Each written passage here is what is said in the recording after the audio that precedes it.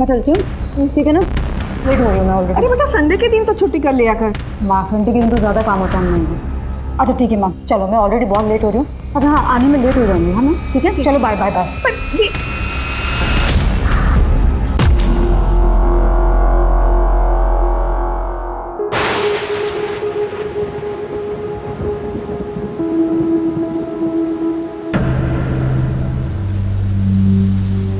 Hello.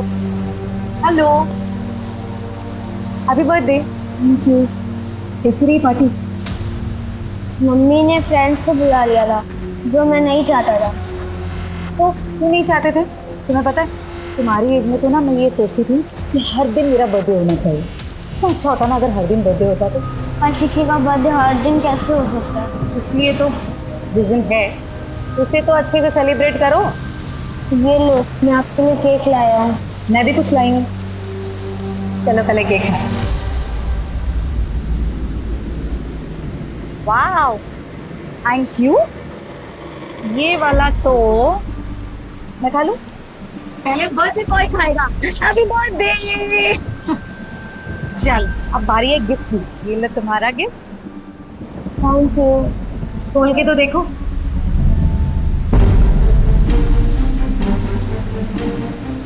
Football. Thank you. फिर thank you से काम नहीं चलेगा, खेलना भी पड़ेगा। सोसाइटी के बच्चे शाम में खेलते हैं ना, तुम भी खेलना उनके साथ। अरे हाँ सेल्फी, हमारी सेल्फी रह गई। चलो पाउट बनाओ। अपने गुनाहों की माफी मांगने का समय आ गया है।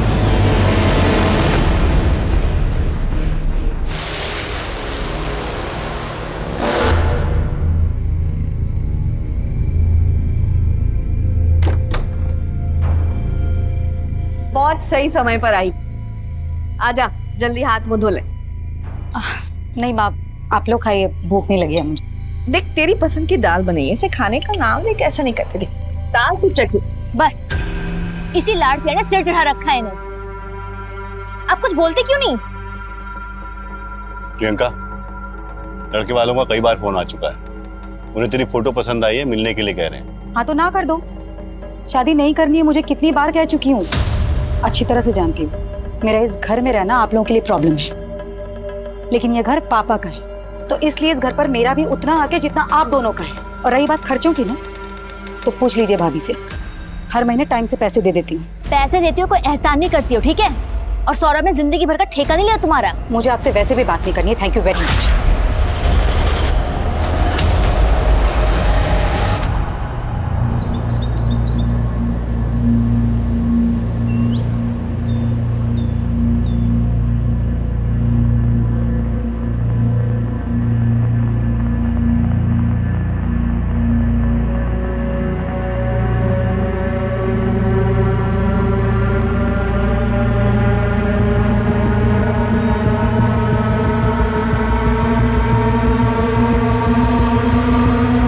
Priyanka, Priyanka,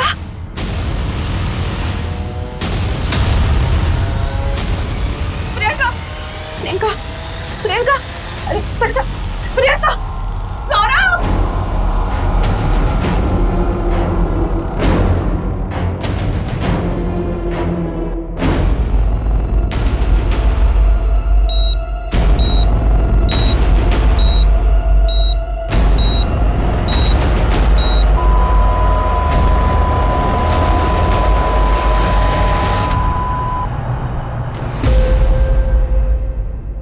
doctor, I am sorry, she is no more. क्या? उसे सिर्फ वॉमिटिंग हुई थी। ऐसा कैसे हो सकता है? क्या प्रियंका की तबीयत पहले से खराब थी? नहीं, उनकी तबीयत बिल्कुल ठीक थी। माइट बी हार्ट अटैक आया हो। मेरी बहन सिर्फ 37 साल की थी, कोई बीमारी नहीं थी उसे। हार्ट अटैक कैसे हो सकता है? देखिए ये सिर्फ मेरा अनुमान है, बाकी सारी चीजें ऑटोप्सी के बाद ही क्लियर होंगी। ऑटोप्सी क्यों? I think this is a police case. मैंने ऑलरेडी पुलिस को इन्फॉर्म कर दिया है। Excuse me.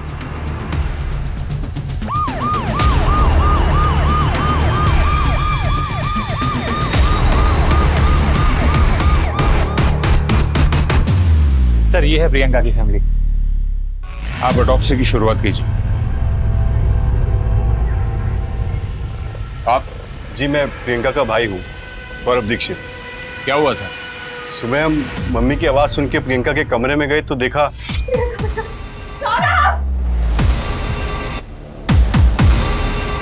क्या हुआ माँ? ये देखना, कुछ बोल नहीं रही है। प्रियंका, प्रियंका क्या हुआ? प्रियंका, प्रियंका क्या हुआ? प्रियंका उठ। कोयल, तुम डॉक्टर को फोन करो। बाथरूम में? जी। कहाँ रहते आप?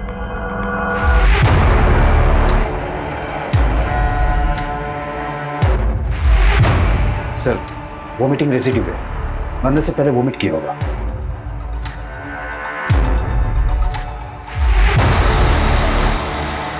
प्रियंका ने कल खाना पूरा नहीं खाया था? नहीं, वो बाहर से खा के आई थी, उसे भूख नहीं थी, पर मैंने उसके कमरे में खाना रखा कि कहीं रात को भूख लगे तो। ये प्रियंका काम क्या करती थी? रियल एस्टेट एजेंट थी। स्वाति, फॉरेंसिक को बुलाओ। राइट।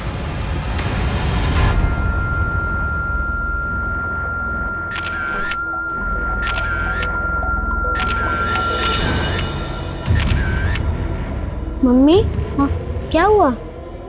वो प्रियंका को सुबह हॉस्पिटल ले गए थे और अब पुलिस आई है उसके घर।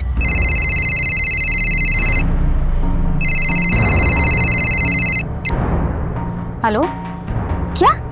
नमस्कार, आदाब।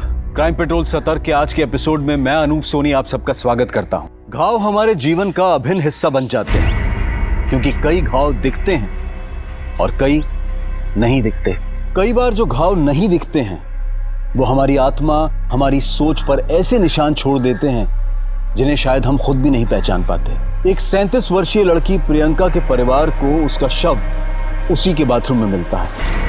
क्या प्रियंका की मौत नेचुरल थी या फिर प्रियंका की मौत बहुत सारी बातों से पर्दा उठाने वाली थी?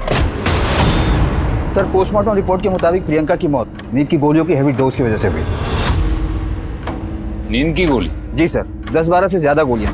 पहले प्रियंका को वोमिटिंग सेंसेशन हुआ, फिर उसने वोमिट किया, उसे नींद आ गई और विंड पाइप चोक होने की वजह से उसकी मौत हो गई। सर, लेकिन हमें कोई सुसाइड नोट भी नहीं मिला। हमने प्रियंका के बाथरूम की और बेडरूम की जो तस्वीरें ली है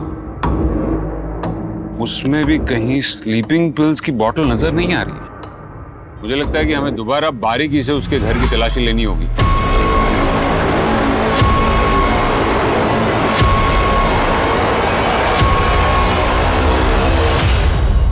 नींद की गोलियां? जी। क्या प्रियंका परेशान थी या फिर डिप्रेशन का शिकार थी जिसकी वजह से उसे नींद की गोलियां लेनी पड़ी हो? मेरी बच्ची को कभी खुशी नहीं मिली, पड़ गई ठंडक तुम दोनों के कलेजे में। मम्मी, आप ये क्या कह रही हैं? सर, वो अक्सर हाँ, प्रियंका तेरा दिमाग तो खराब नहीं है, माँ को डायबिटीज है। सौरभ, वो बस माँ का मन कर रहा था इसलिए लेकर आ गई। सबको पता है इस घर में कि मुझे डायबिटीज है, मरना तो है ही एक न एक दिन, तो खा के क्यों न मरूं? हाँ, कोई मर जाए ना तो 2-4 दिन का रोना होता है, और अगर ये खा के आप बीमार पड़ गए तो सबकी मुसीबतें बढ़ेंगी। वैसे भी एक बोझ कम नहीं है इस घर में। सौरभ, चुप करा तेरी बीवी को। वो गलत क्या कह रही है? 37 की हो गई, कब करेगी शादी? नहीं करनी मुझे शादी। मम्मी को लगता है कि हमें उनसे दिक्कत थी, लेकिन हम तो उनका भला ही चाहते थे। प्रियंका के कमरे में खाने की प्लेट? सर, बताया था ना आपको, ये तो मैं ही लेकर गया था। प्रियंका खाने पे गुस्सा क्यों निकालती है? मन नहीं है। थोड़ा सा खा ले। खा ले।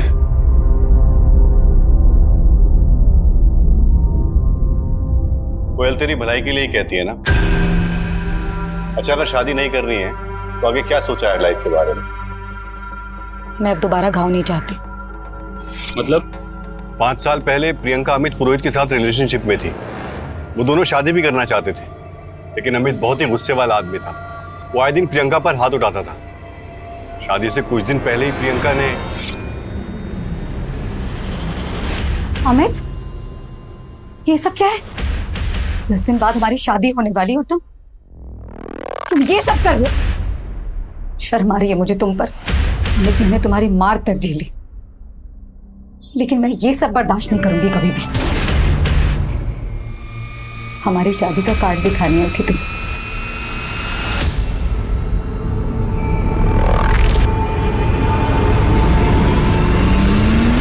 शादी तो हमारी होके रहेगी। मैंने फैसला ले लिया है। प्रियंका ने अमित से शादी नहीं की थी। उस इंसिडेंट के बाद वो किसी से भी शादी नहीं करना चाहती थी। सर हम तो उनके भले के बारे में ही सोचते थे, और छोटी मोटी बहस किस घर में नहीं होती। चुप करो, तुम दोनों हमेशा उसके पीछे पड़े रहते थे। बोझ लगती थी ना तुम दोनों को।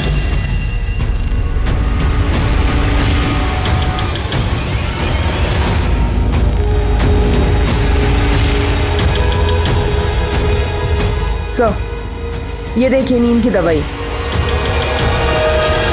सर ये तो मम्मी की दवाई है, मेरे पास इसका प्रिस्क्रिप्शन भी है। फॉरेंसिक में भेजो इसे।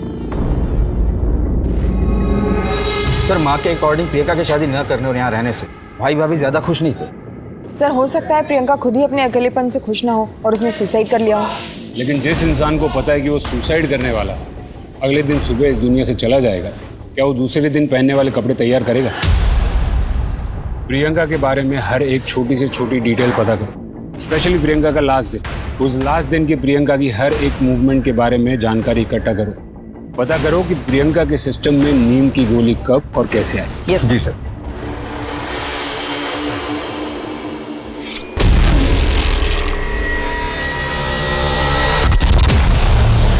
हाँ, प्रियंका मैडम की किसी से कोई खास बातचीत नहीं थी, लेकिन हाँ जय के साथ उनकी अच्छी बनती थी।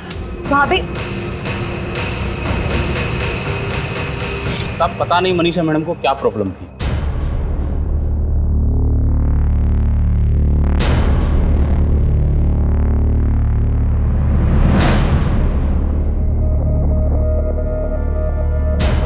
जिग्नेश खाना फ्रिज में है, गरम करके खा लेना, मुझे आते आते लेट हो जाएगा। उसमें कौन सी नई बात? कल भी तो तुम लेट ही आई थी। कल देव के साथ थी ना, पता ही नहीं चला टाइम कहाँ निकल गया। पूछोगे नहीं आज कहाँ जा रही हूँ? आज संजय के पास जा रही। जिसके पास जाना है जाओ, जिसके साथ रहना रहो, मुझे बताने की कोई जरूरत नहीं। अब तुमसे नहीं कहूंगी तो और किसे कहूंगी? बाय।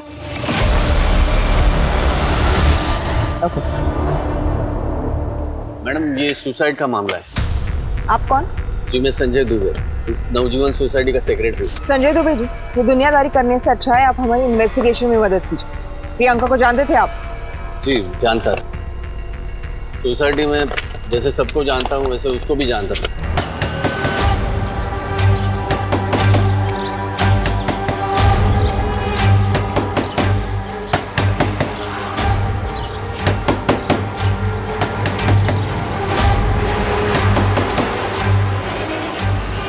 अरे सुनो इधर आओ,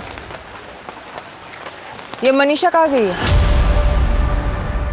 मुझे नहीं पता, शायद कहीं गई होंगी मैडम। अच्छा है, वो प्रॉपर्टी का देख लेना। संजय, संजय उठो। संजय जी जिग्नेश को बोलो।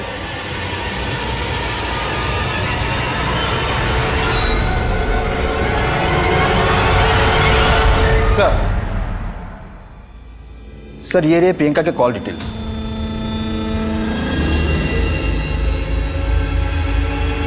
एक काम करते हैं गुप्ता, ये प्रियंका की संडे की एक्टिविटीज को शुरू से शुरू करते हैं। सर प्रियंका के मोबाइल में एक सेल्फी मिली है जय और प्रियंका की। वो फोटो करीब 11:15 पर खींची गई और कॉल रिकॉर्ड के मुताबिक मनीषा जो कि जय की माँ है, उसने प्रियंका को कॉल किया था 11:35 में। लेकिन ये प्रियंका और मनीषा की तो बनती नहीं थी ना? जी सर। उसके बाद प्रियंका ने अमित पुरोहित, जिग्नेश और मोनिका को भी कॉल किया था और उसके बाद करीब शाम को 7:45 उसने करण को भी कॉल किया और 8:30 बजे के बाद अमित का फोन आया था प्रियंका को। 15 सेकंड ही बात हुई थी। अमित पुरोहित ये वही है ना जिससे प्रियंका की शादी होने वाली थी? जी सर। प्रियंका के कॉल रिकॉर्ड के मुताबिक अमित ने उसे कई बार कॉल किया था और जब मैंने प्रियंका के SMS डिटेल चेक किए तो पता चला कि वो लोग संडे को 12 बजे कैफे में मिलने वाले थे। सर मैंने फुटेज भी निकलवाई, दोनों वहाँ मिले थे सर।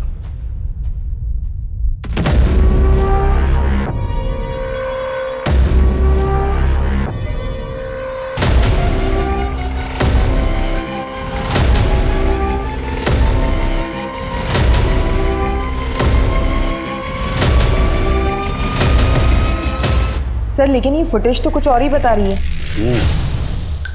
स्वाति, तुम ये करण और मनीषा से मिलो। Right sir. और गुप्ता सर, तुम ये अमित को उठा के लेके आओ। जी सर।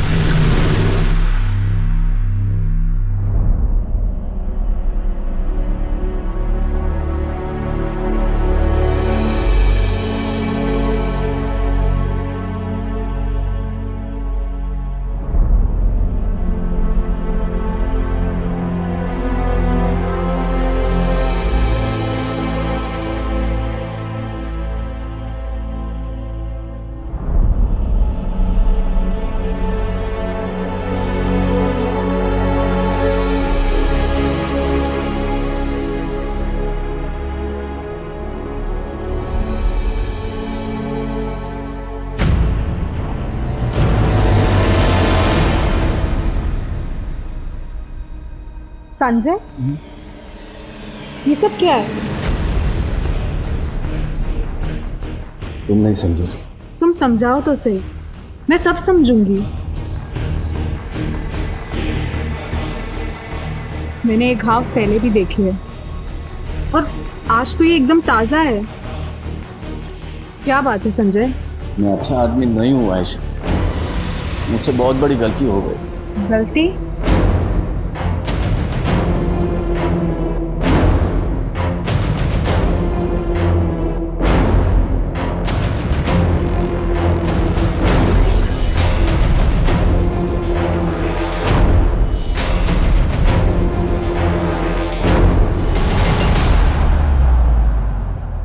क्या प्रियंका दीदी सच में मर गई? मैंने फोन किया था प्रियंका को थैंक यू बोलने के लिए। उसने जय को गिफ्ट दिया था ना, इसलिए। जय बेटा, तुम प्रियंका से कहाँ मिले थे? मयूर नगर गार्डन में। वो तो यहाँ से 20 मिनट दूर है ना? हाँ। हमें प्रियंका के फोन में जो लास्ट सेल्फी मिली है वो 11:16 की है। अगर हम ये मान भी ले कि जय वहां से तुरंत निकला होगा, तभी वो घर 11:40 के पहले नहीं पहुंच सकता। फिर आपने गिफ्ट बिना देखे 11:35 को प्रियंका को कैसे कॉल कर लिया? उस दिन जय घर पे नहीं था तो मुझे शक था कि कहीं वो प्रियंका से मिलने तो नहीं गया, इसलिए मैंने उसे फोन किया था। हाँ, वो मेरे साथ ही था। मेरे बेटे से दूर रहने का क्या लोगी तुम?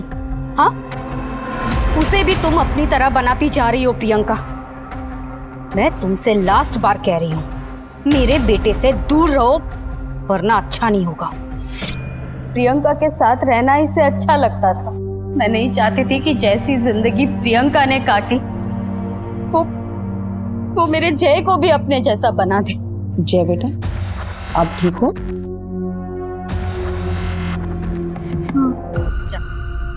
जा अंदर जा, और मैं ना बुलाऊं तब तक बाहर मत आना। 1 मिनट, मुझे जय से कुछ बात करनी है। अंदर जा। मैडम प्लीज मेरे बच्चे को इन सब से दूर रखिए। मुझे किराए पे घर चाहिए था और मुझे पता चला कि प्रियंका रियल एस्टेट एजेंट बन गई है, इसीलिए मैंने उसे कांटेक्ट किया। वो मुझे घर दिखा रही थी। प्रियंका ने तुझे जो जो घर दिखाए उसकी लिस्ट हमें चाहिए। वो एक्चुअली वो सर वो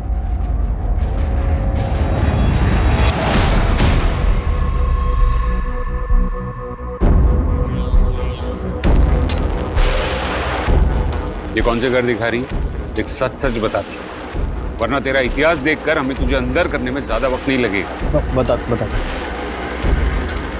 सर, प्रियंका से शादी टूट जाने के बाद मैंने किसी और से शादी करी और फिर हमारा डिवोर्स हो गया, तो मैं प्रियंका को वापस मिलने की कोशिश कर रहा था। मैंने उसे कहा कि मुझे घर देखना है। बड़ी मिन्नतों के बाद वो मुझे मिलने के लिए तैयार हो गई, लेकिन सर वो एकदम बदल चुकी थी, बिल्कुल पहले जैसी नहीं थी। मतलब प्रियंका, मैं जानता हूँ कि तुमने मेरे लिए शादी नहीं की, तो फिर क्यों इतना भाव खा रही है? होश में आने के लिए इतना पानी काफी है या फिर और डालो? मुझे मेरी जिंदगी में किसी आदमी की जरूरत नहीं है। दोबारा मुझसे मिलने की कोशिश की ना तो पुलिस कंप्लेन कर दूंगी, समझे तुम? सर पहले तो उसके मुंह से आवाज भी नहीं निकलती थी। तूने उसको रात को फोन किया था ना? तेरी लोकेशन उसके घर के आसपास की थी। अरे सर मैं उसको इसीलिए फोन कर रहा था क्योंकि मैं उसके घर के नीचे था और उसे कह रहा था कि मुझसे आके मिल, लेकिन वो आई नहीं। और फिर मैं तकरीबन रात को 2 बजे वहां से निकला। अगर आपको चाहिए तो आप मोहल्ले की सीसीटीवी फुटेज चेक कर सकते हो। हाँ मैम, मैंने उन्हें संडे को कॉल किया था। एक्चुअली ये घर हमें प्रियंका जी ने दिलवाया है। और ये देखिए ना मैम, कितनी घर में लीकेज की प्रॉब्लम है। हम लोगों ने कई बार उन्हें बताया भी, और यही रिमाइंड कराने के लिए मैंने उन्हें कॉल किया था। तो उन्होंने कहा कि कल आके देखती हूँ।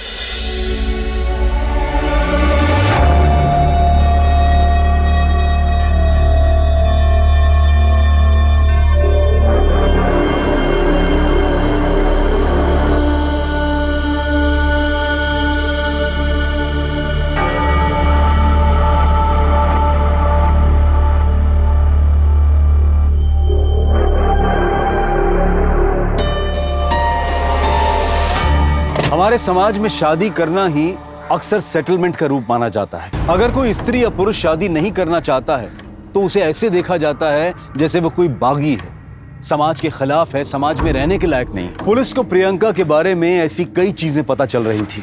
एक तरफ जहां पुलिस प्रियंका की जिंदगी से जुड़े हर पहलू की जांच कर रही थी, वहीं प्रियंका के आखिरी दिन यानी संडे को उसकी सारी एक्टिविटीज की जानकारी भी इकट्ठा कर रही थी। सर फॉरेंसिक रिपोर्ट आ गई है। प्रियंका के रूम में जो खाना मिला उसमें स्लीपिंग पिल्स के ट्रेस नहीं मिले, जो दवाई हमें घर से मिली, और प्रियंका के पेट से जो दवाई के ट्रेस मिले, दोनों की केमिकल कंपोनेंट्स डिफरेंट है। घर के खाने से दवाई के ट्रेसेस नहीं मिले, इसका मतलब जाहिर सी बात है कि प्रियंका ने घर आने से पहले जो खाया था उसमें दवाई थी। स्लीपिंग पिल्स की असर 1.5 से 2 घंटे में शुरू होती और प्रियंका रात को 9 बजे घर आई। इसका मतलब हमें यह पता करना है कि प्रियंका शाम को कहाँ गई थी, किससे मिली थी, उसने क्या खाया था। सर नवजीवन सोसाइटी की सीसीटीवी कैमरा को चेक किया मैंने। अमित सच बोल रहा है। वो रात को 2:12 तक बिल्डिंग के बाहर ही था, फिर वहाँ से निकल गया। प्रियंका रात को 9 बजे घर में गई, फिर बाहर निकली नहीं। और बाकी लोगों का क्या, जिसे प्रियंका उस दिन मिली थी? इन्वेस्टिगेशन चालू है सर। अपनी टीम्स और अपनी खबरियों को एक्टिवेट करो। केमिस्ट शॉप पे चेकिंग शुरू करो। एक लिस्ट बनाओ कि किसने किसने उस कंपनी की दवाई खरीदी थी। आई नो ये टास्क थोड़ा डिफिकल्ट है, लेकिन ये केस सॉल्व करने के लिए हमें इसे ही लीड बना के आगे चलना होगा। फिर क्या हुआ संजय? मुझसे बहुत बड़ी गलती हो गई।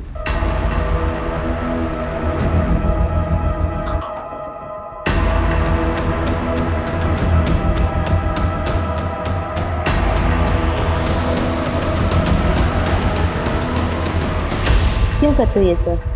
ब्रोकर लोग मिलके भी काम करते हैं मैडम, और ब्रोकरेज भी शेयर कर लेते हैं। प्रियंका और जिग्नेश भाई दोनों मिलकर काम करते थे, लेकिन ये बात जिग्नेश भाई की बीवी आयशा को पसंद नहीं थी। ये घर की डिपॉजिट 30,000 है। कहाँ? ये घर का एग्रीमेंट हो चुका है। मुफ्त मेहनत मत कर। तुझे क्या लगता है मेरे पति के कॉन्टैक्ट्स का इस्तेमाल सिर्फ तू कर सकती है? मेरे पति से दूर रहे। आयशा वो खुद मुझे अपने कॉन्टैक्ट्स देते हैं, ठीक है? और तू मेरी छोड़, पहले ये देख कि तू खुद कहाँ गलत है। अरे हर जगह इस तरह ना, तू अगर मुंह नहीं मारती। तो मेरी पर्सनल लाइफ है। तूने मुझे थप्पड़ मारा? हाँ। तो समझती क्या अपने आप को? क्या समझ रही है? हाँ? तू देख। रुक जाइए प्लीज। छोड़ मेरा हाथ। अब रुक जाइए। तू देख अब मैं मार्केट से कैसे निकालती हूँ तुझे। मैडम दोनों की दुश्मनी पूरे मार्केट में फेमस थी। ये आयशा कहाँ मिलेगी? सर जिग्नेश ने हमें प्रियंका का नंबर दिया था, और उसने सर हमें 2-3 घर भी दिखाए थे, लेकिन सर हमें घर नहीं पसंद आए थे। तो हमने उसे बोला था कुछ और ऑप्शन दिखाने के लिए, तो उसने हमें यही बोला था कि अगर कुछ अच्छे ऑप्शन आएंगे तो वो हमें इन्फॉर्म करेगी। ये जिग्नेश कौन है? सर वो हमारा ब्रोकर है। सर प्रियंका संडे को तकरीबन 2:30 बजे मुझसे मिलने आई थी। आपकी बीवी आयशा और प्रियंका के बीच झगड़ा था ना? आयशा प्रियंका के बीच में प्रॉब्लम थी, क्योंकि मैं प्रियंका को ही अपने सारे कॉन्टैक्ट शेयर करता था, आयशा के साथ नहीं। क्यों? क्योंकि आयशा मेरे लिए सिर्फ एक नाम की बीवी बनकर रह गई थी। आपके और प्रियंका के बीच में कुछ था क्या? प्रियंका मेरी बहन की तरह थी, बल्कि उसने सारा काम मुझसे ही सीखा। और सच तो यह है कि आयशा सिर्फ मेरे नाम को इस्तेमाल कर रही थी, बाकी वो हर दिन किसी और आदमी के साथ होती थी।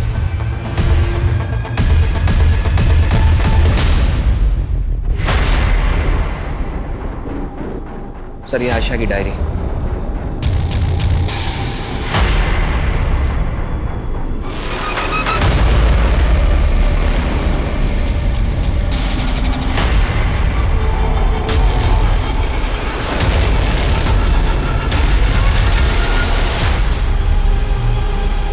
आयशा जी, हम आपका इंतजार कर रहे हैं। मुझे प्रियंका से प्रॉब्लम थी, लेकिन मैंने उसके साथ कुछ भी नहीं किया। हमने प्रियंका की कॉल रिकॉर्ड्स चेक की। प्रियंका की मौत के पहले आपके और प्रियंका के बीच काफी कॉल्स एक्सचेंज हुए। वो इसलिए क्योंकि मैं उसकी मदद कर रही थी। मदद? कैसी मदद?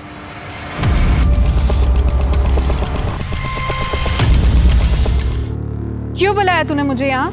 आयशा, मुझे तुम्हारी हेल्प चाहिए। मेरा पति तेरी इतनी मदद कर रहा है, वो काफी नहीं है तेरे लिए? और अब तुझे मुझसे क्या चाहिए? आयशा, संजय ने जय का रेप किया है। संजय ने जय का रेप किया? इसमें मैं क्या कर सकती हूँ? पुलिस के पास जाओ। आयशा, जय वो बेचारा बच्चा बहुत गुमसुम है इस समय, बहुत डरा हुआ है। इनफैक्ट उसने ये सारी बातें अपनी माँ से भी नहीं बताई हैं। मैं अच्छी तरह जानती हूँ कि तुम्हारा संजय से मिलना जुलना है। प्लीज आयशा, तुम किसी भी तरह संजय से ये सारी बातें कन्फेस करा लो। बहुत कोशिश के बाद संजय ने मेरे सामने कन्फेस किया और मैंने उसका वीडियो बनाया।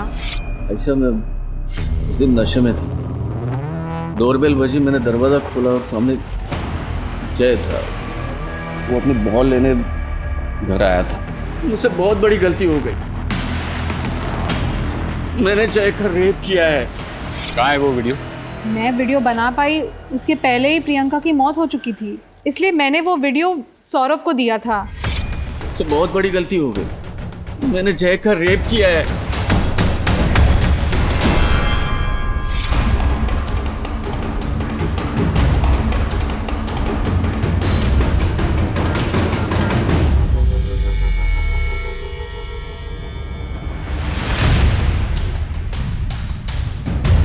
वॉचमैन से पता करो ये संजय कहाँ गया है। Right sir.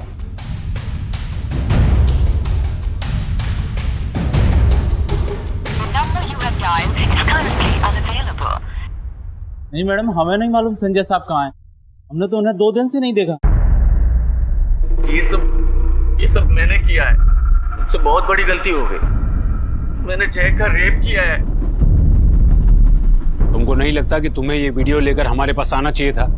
सर संजय 2 दिन से गायब है और उसका फोन भी बंद है। लेकिन सर, जिस दिन प्रियंका की मौत हुई पूरी शाम संजय मेरे साथ था। कहाँ थे तुम लोग? मुझे सारी डिटेल्स चाहिए। एक दोस्त के घर पे थे, गेट टुगेदर था। उस गेट टुगेदर में कौन कौन था? मुझे सबके नाम और नंबर्स चाहिए अभी। जहां प्रियंका एक 11 साल के बच्चे के साथ हुई हैवानियत के सबूत जुटा रही थी, वहीं कोई उसके सबूत पुलिस से छिपा रहा था। पुलिस को लग रहा था कि वो कातिल तक पहुंच गई है, लेकिन आगे आने वाली कहानी में कई और राज खुलने वाले थे। जी सर। जय कहाँ है? क्या बात है सर? स्वाति। सर। अरे सर, क्या हुआ है बताइए तो सही। जय घर पे नहीं है, वो अपने नाना के यहाँ गया है। कहाँ रहते हैं आपके पिता? यहाँ पास के मोहल्ले में।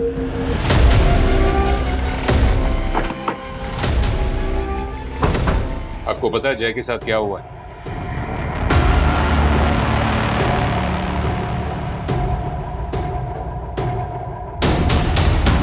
आपको पता है जय के साथ क्या हुआ है? सर, मुझे तो उस दिन पता चला जिस दिन जय मेरे यहाँ आया था। पापा, ये आप क्या कह रहे हैं? मुझे कुछ समझ में नहीं आ रहा। जय ने मुझे सब कुछ बताया था कि उसके साथ क्या क्या हुआ था।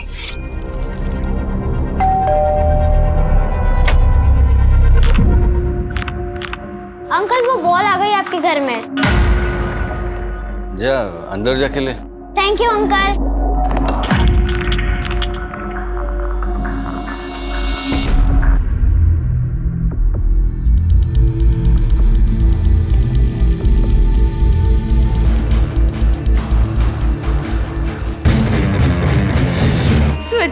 मेरा बेटा गुमसुम रहने लगा था। हाँ, और प्रियंका उसकी मदद कर रही थी, लेकिन उसके मौत के बाद पापा आप सब कुछ जानते थे, फिर भी आपने मुझे कुछ नहीं बताया। क्यों पापा, क्यों? क्या पसंद है आपको? नवाज किस?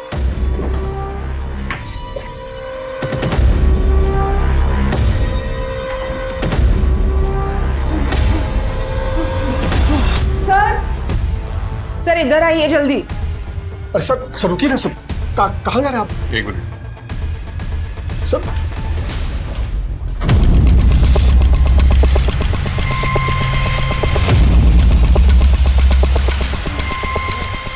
मुंह खोलो। गलती हो गई, उस गलती के लिए मैंने बार बार प्रायश्चित भी किया है। अब कानून के हिसाब से अपने गुनाहों का प्रायश्चित कर।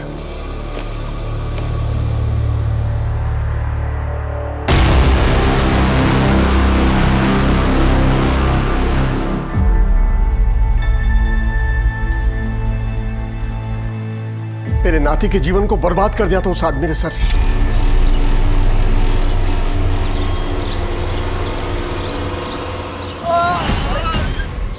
अरे मैंने कहा था आपको, मार्केटिंग के बाद सीधा घर चलते हैं।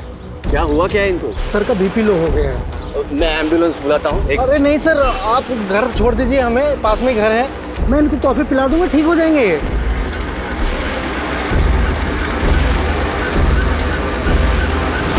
सजा देने के लिए कानून है, आपको हमारे पास, पुलिस के पास आना चाहिए था। आपके सभी दोस्तों ने और संजय ने ही हमें बताया कि आप किस टाइप के गेट टुगेदर करते हैं। संजय को बचाने के लिए तुमने वो वीडियो छुपाया ना? मैंने वो वीडियो इसलिए छुपाया क्योंकि अगर ये सारी बातें बाहर निकलती तो मेरी बहन की बातें भी बाहर निकलती। क्या मतलब? अमित से रिलेशनशिप टूटने के बाद प्रियंका का रिश्तों पर से विश्वास ही उठ गया था। वो लोगों से सिर्फ फिजिकल रिलेशन बनाती थी। एक वो रहता है,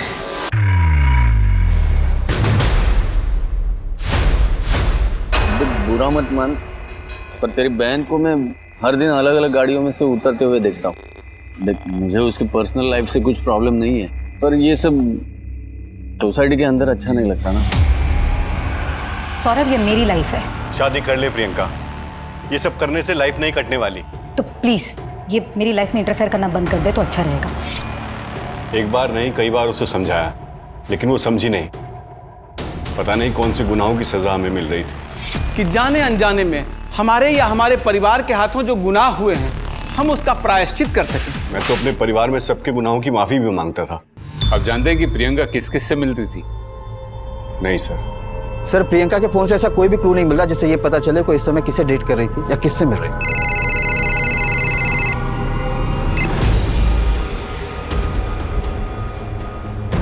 ठीक है, उसे पुलिस स्टेशन भेज दो। सर, हम लोग हमेशा मंथ एंड में स्टॉक चेक करते हैं, तो पता चला कि हमारे स्टॉक में स्लीपिंग पिल्स की एक बोतल गायब हुई थी। चिंटू खबरी ने बताया था इस केस के बारे में। आपको पता है ये काम कौन कर सकता है? इसमें है।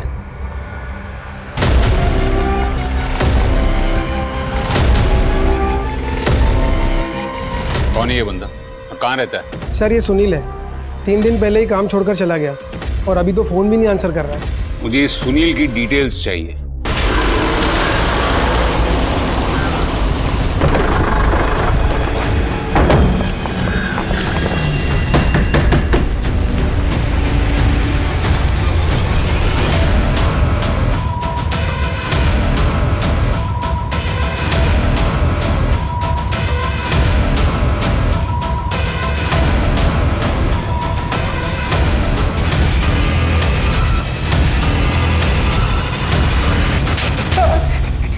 बताता साहब, उसने मुझे 15,000 दिए थे उस आदमी ने साहब। किसने? मैं नहीं जानता उसे सर, मुझे पैसे की बहुत जरूरत थी, इसलिए मुझे वो दवाई दे दी साहब। दवाई दे।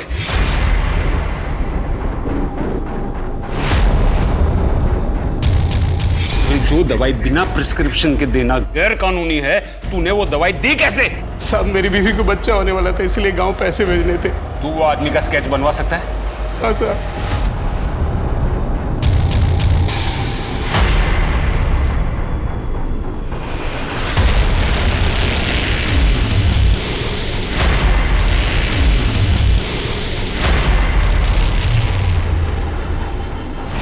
ये कैसे हो सकता है?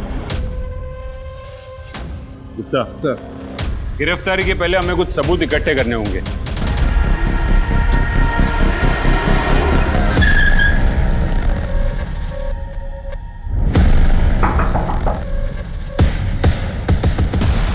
लोग सिर्फ क्या बात है सर? यार हमें प्रियंका जी ने दिलवाया है कि घर में लीकेज की प्रॉब्लम है और यही रिमाइंड कराने के लिए मैंने उन्हें कॉल किया था। क्या हुआ सर? सर क्या हुआ? सर सर मैंने क्या किया? उस दिन मैं प्रियंका का पीछा कर रहा था। जैसी वो फ्री हुई मैं उससे मिला, फिर हम दोनों एक कैफ़े पे चले गए।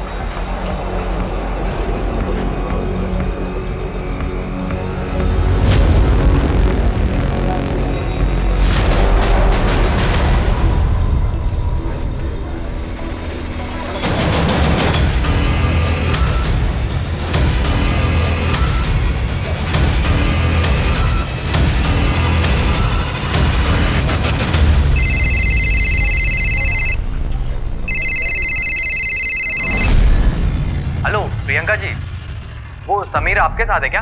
प्लान के मुताबिक करण ने उसको फोन किया ताकि हम पर कोई शक ना करे। तुमने प्रियंका को मारा क्यों? प्रियंका से घर लेने के बाद उसका हमारे घर आना जाना शुरू हो गया था। फिर एक दिन जब मैं घर पहुंचा, करण, प्रियंका,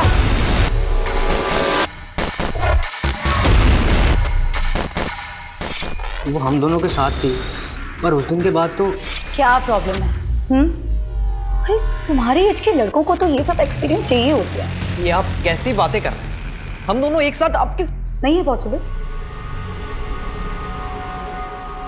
ठीक है, फिर घर खाली करवा दूंगी, भटकते रहना यहाँ से वहाँ। ऐसे मत करना, हमारे एग्जाम्स आने वाले हैं, हमारा करियर दाव पे लग जाएगा। सिर्फ करियर नहीं, तुम दोनों की पूरी जिंदगी बर्बाद हो सकती है अगर मैंने ये बात तुम दोनों के घर वालों को बता देता हूँ। जैसा बोलती हूँ मैं वैसा करती जाओ। तुम दोनों मुझे खुश रखो और मैं तुम दोनों को खुश रखूंगी। सर हम उसके हाथ की कठपुतली बन गए थे, हमारा भविष्य खराब हो रहा था सर, उसका मर जाना बेहतर था। तुम्हें कानून का सहारा लेना चाहिए था, कानून उसे सजा देता। तुमने जो किया है ना, उससे भविष्य तो अब भी तुम्हारा अंधकार में ही है।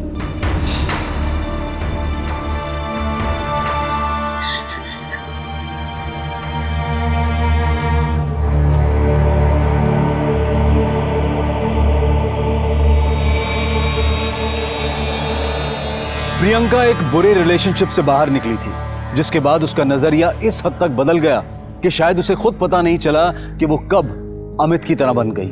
अगर आपके साथ कुछ बुरा हुआ है तो उससे सबक लें, ना कि दूसरों के साथ भी वही करें। काफी लोग बुरे रिलेशनशिप का शिकार होते हैं, लेकिन ऐसे में जरूरत है किसी से बात करने की। समाज आपसे और हमसे है। देखते हैं हमारे आज के एपिसोड की दूसरी कहानी।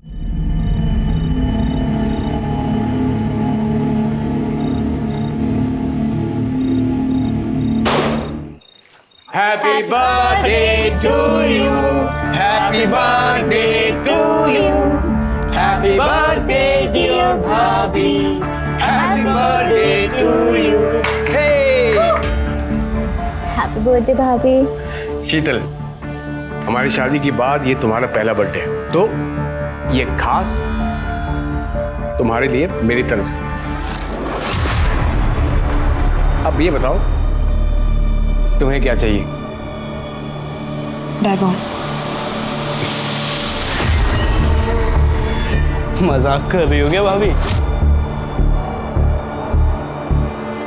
भाभी, कल भैया ने आपके लिए इतनी बड़ी सरप्राइज पार्टी रखी है। शहर के बहुत बड़े बड़े लोग आ रहे हैं और आप कैसी बातें कर रही हो?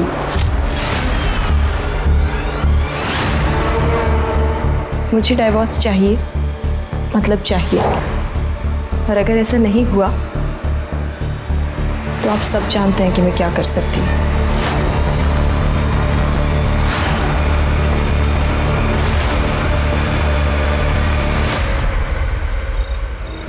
मम्मी आप टेंशन मत लो, मेरी क्लाइंट से मीटिंग है, मुझे जाना पड़ेगा। और पापा की तरह कोई गवर्नमेंट जॉब तो है नहीं कि 9 से 6 की नौकरी करो और फिर आराम। अरे बेटा, रात के 8 बजे हैं, मीटिंग तो कल भी हो सकती है ना। मम्मी आप समझते नहीं हो, सक्सेसफुल होने के लिए ना थोड़ी एक्स्ट्रा मेहनत करनी पड़ती है। अच्छा अब मैं जा रही हूँ, मैं आपको ना आने के बाद कॉल करती हूँ। बाय। ठीक है बेटा, अपना ध्यान रखना। हाँ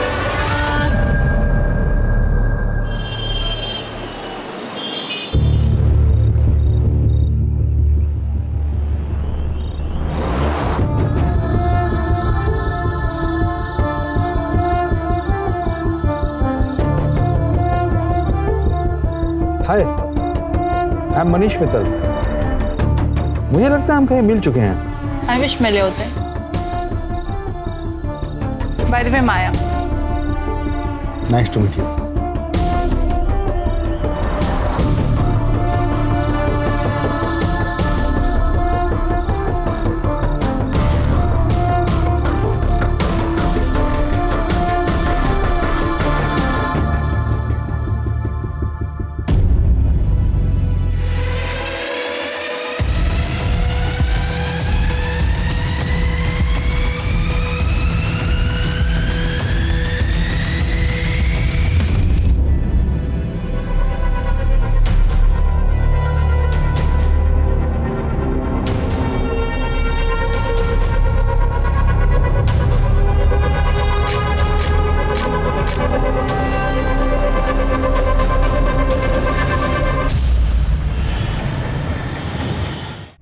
शीतल जी, मैंने आपकी केस हिस्ट्री और एविडेंस देख लिए हैं, but sorry to say it's not very strong. अब देखना है कि इस बेस पर हम आपकी तरफ से उनके खिलाफ कितना स्ट्रॉन्ग केस बना सकते हैं। विजय जी, मैं जानती हूँ इतना सब काफ़ी नहीं है, पर मुझे किसी भी हालात में डिवोर्स चाहिए। मैं बस उस कैद से छुटकारा चाहती हूँ, प्लीज़। ओके, कुछ करते हैं।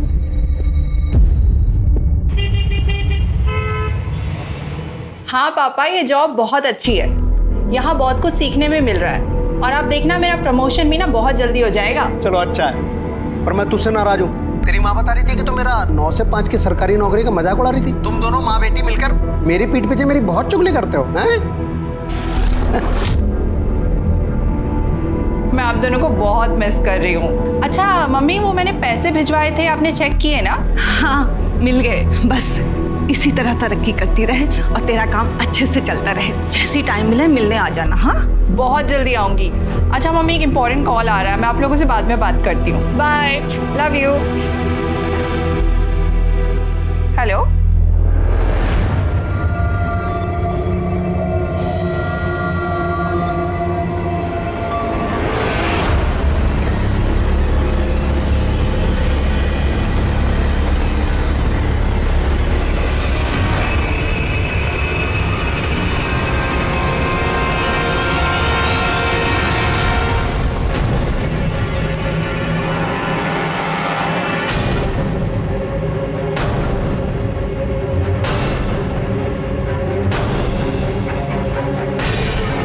Raghu,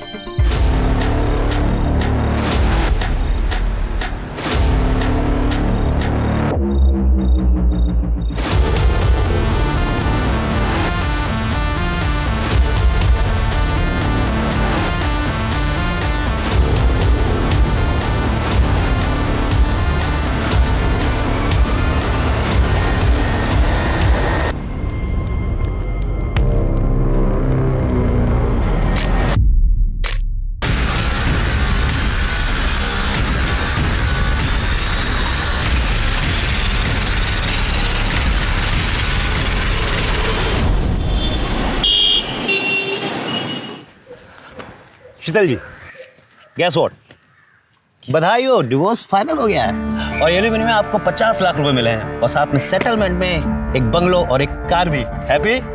yes. Thank you so much Vijay ji, पर मेरी आज़ादी के आगे ये सब कुछ भी नहीं है। But still thank you so much, आप नहीं होते ना तो। क्या कर रहे हो?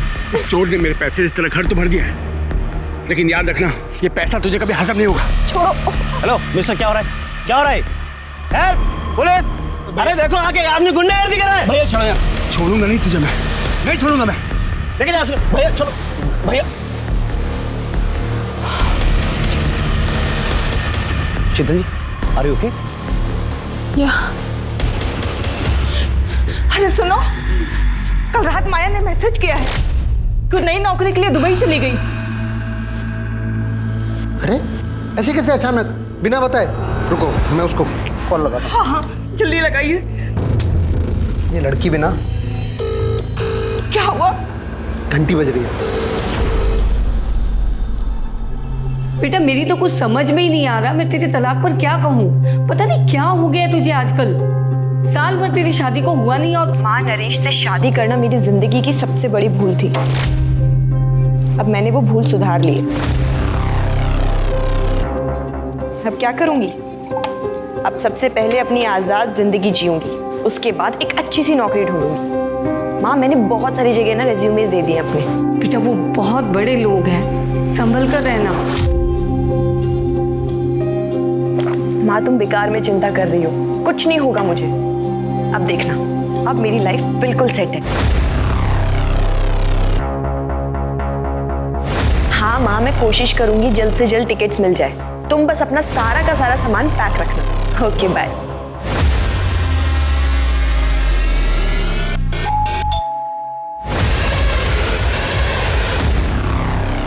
आपका पार्सल है।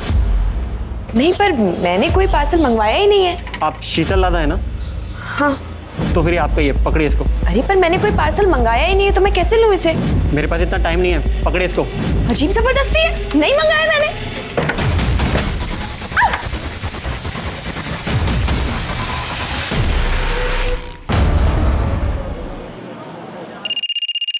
हेलो।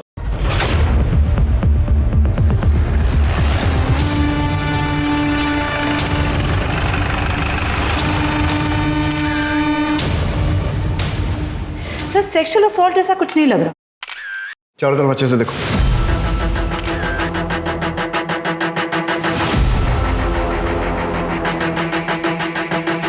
सब जगह से फिंगरप्रिंट्स लो और आस पड़ोस में पूछताछ करो। देखो पड़ोसियों ने किसी को आते जाते देखा है क्या? सर।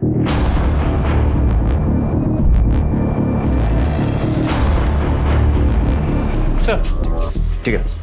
सर, आप पड़ोस में एक औरत ने बताया कि मर्डर का पता चले कि कुछ टाइम पहले उसने कुरियर वाले को यहाँ आते हुए देखा। शक्ल देखी उसने? नहीं सर, उस कुरियर वाले ने मुंह पे रुमाल बांधा, सर पे कैप, इसलिए शक्ल नहीं देखी। सर शालिनी श्रीवास्तव से मेरी बात हुई, जिसने मर्डर की इन्फॉर्मेशन दी थी। उसने ये बताया कि शीतल कुछ दिन पहले यहाँ शिफ्ट हुई और नरेश लड्डा जो कि बिल्डर है वो उसका एक्स हस्बैंड है और कुछ दिन पहले उनका डिवोर्स हो गया।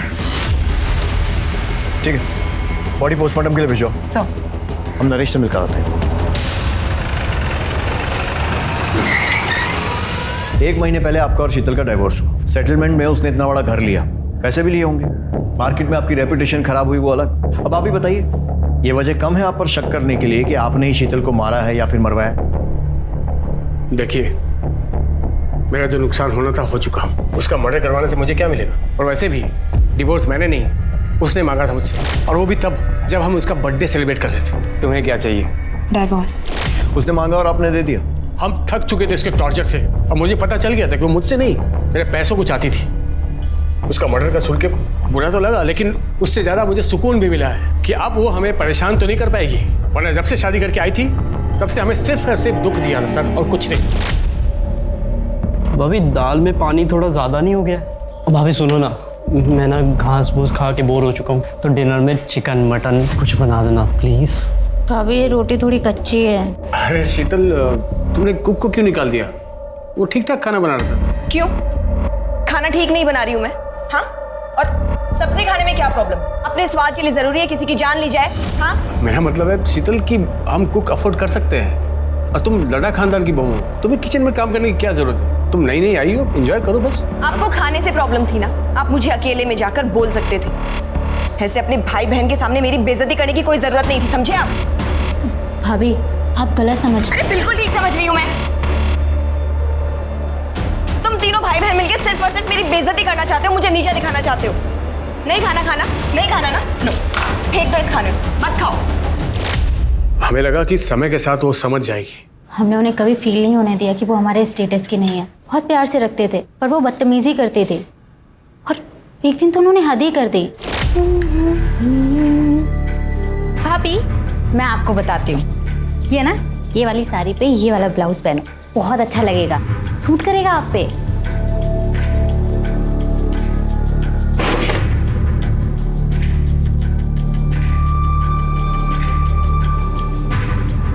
भाभी क्या कर रही हो आप?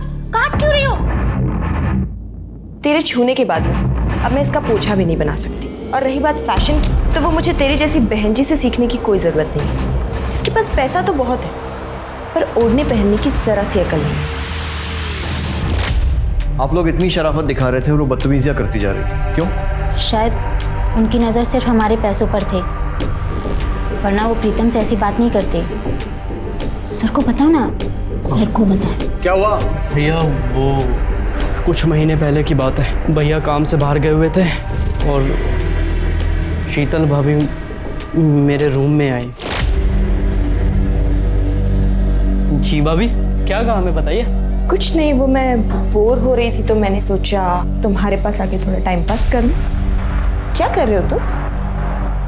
वाओ, कितना सुंदर कॉम्प्लेक्स है। काश ऐसे ही कॉम्प्लेक्स मेरा भी होता। ऐसे हो सकता है अगर तुम चाहो तो। हाँ भाभी, मैं भैया से बात करूँगा। नहीं, भैया को बीच में लाने वाली कौन सी बात है? अगर ये हम दोनों के बीच में हो सकता है तो। उनसे उस दिन बड़ी मुश्किल से मैंने पीछा छुड़ाया। भैया को बताने से डर लगा, इसलिए मैंने दीपा से शेयर किया। वो ये सब चाल चला करती थी। सुना आपने कितनी घटिया औरत थी।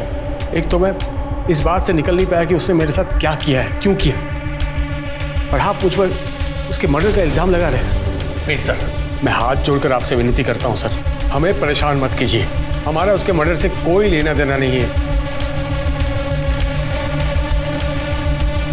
सर, अगर ये लद्दा फैमिली सच कह रही तो शीतल बहुत ही मक्कार और धोखेबाज हो रहा है। मिश्रा, कितने लोगों को जानते हो जो सामने से अपनी गलती माने? वैसे भी ये स्टोरी की एक ही साइड है, शीतल की साइड तो हमने सुनी नहीं है, जो उसकी माँ हमें बताई। शीतल बहुत अच्छी लड़की थी और ये शादी भी उसने अपनी मर्जी से की थी। सब कुछ ठीक चल रहा था। मेरी समझ में आज तक ये बात नहीं आई कि उसने डिवोर्स क्यों ले लिया। क्यों ले लिया मतलब? उसने आपको नहीं बताया था? कहाँ बताया, कहाँ मिली वो मुझसे। हमेशा फोन पर ही बात होती थी और जब भी मैं उससे पूछती तो वो यही कहती थी कि वो जो कर रही है सब ठीक है, मिलूंगी तब बताऊंगी। लेकिन उसकी नौबत ही नहीं आई। उससे पहले ही वो मुझे छोड़कर चली गई। ठीक है, फिलहाल के लिए आप जा सकती हैं, जरूरत पड़ी तो आपसे फिर कांटेक्ट करेंगे। ठीक है सर।